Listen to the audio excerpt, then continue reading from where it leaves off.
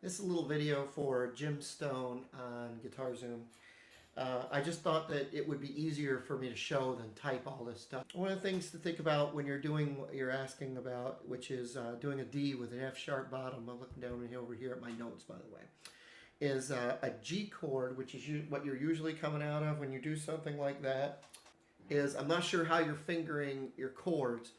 If you're going from G, okay, and you're going down to the D with an F sharp bottom, you could do one of two things. I finger a G like this or like this, depending on how I want to voice it. So what's happening here is I'm putting my ring finger, or I mean my middle finger on the A string at the B note. The G note is at the E string on the third fret with my ring finger, and my pinky is what is doing covering the G note on the E string, the high E string. Okay, then I can step down and I can move my fingers like this. So I can put my fingers this way, and I don't cover the F sharp with the pinky. This is left open, and so I don't actually play the high E string. I just strum like that. And what I do is I put, my camera's in a crappy place, but I put my finger on the E string to mute it. So with a small hand, I can do that. And then another way to do it is if I've got this grip, which is a grip I've been using since I was probably 19 years old. Somewhere 19, 20 years old, a guy showed it to me in the Navy. He said, if you're doing this, you can get from G to C faster.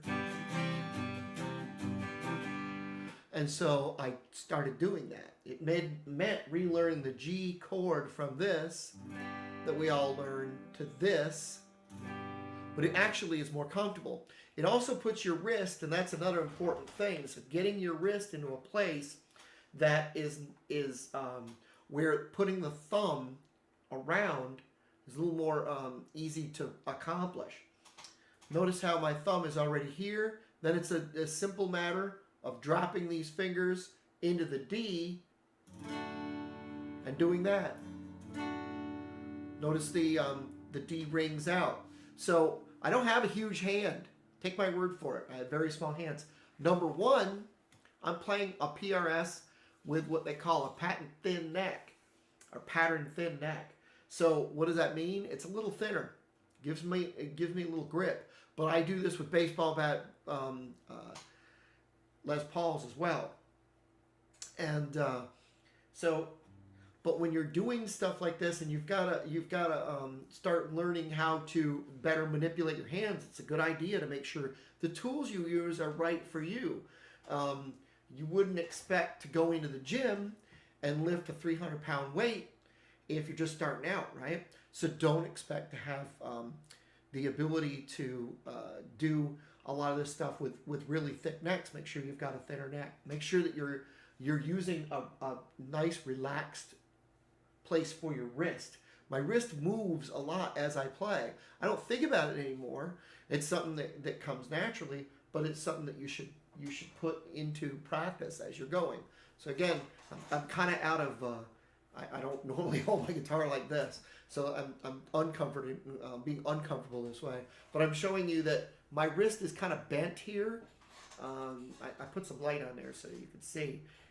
It's bent almost 90 degrees right here. So the majority of my wrist is actually, if I get in this position, is actually up here with the thumb.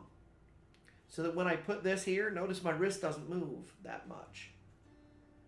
And then I easily have plenty of thumb around the neck to do just what you were asking. Just something to think about.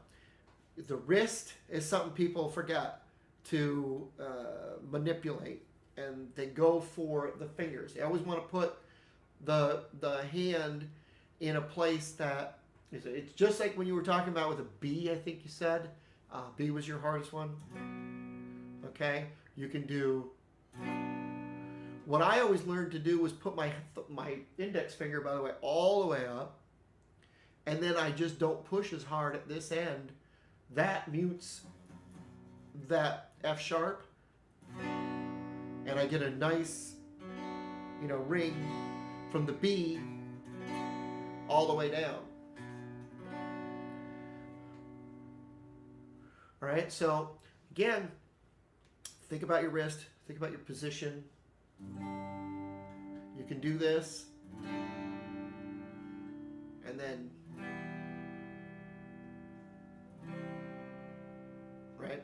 It's probably the kind of thing you're going for. I mean, I do a lot of, like when I play American Pie. A long, long time ago, I can still remember how that music used to make me smile. And it uses this all the time. If I knew if I had my chance, I could make those people dance, and maybe they'd be happy for a while. So when you're doing that, just think about where your wrist is. Try to put that into view, and it might help you with your hand position and your fingers. I hope that helped a little bit, because these videos are very embarrassing, especially since it's dry weather and my hair is all flyaway at this time of year. So anyway, have a great one.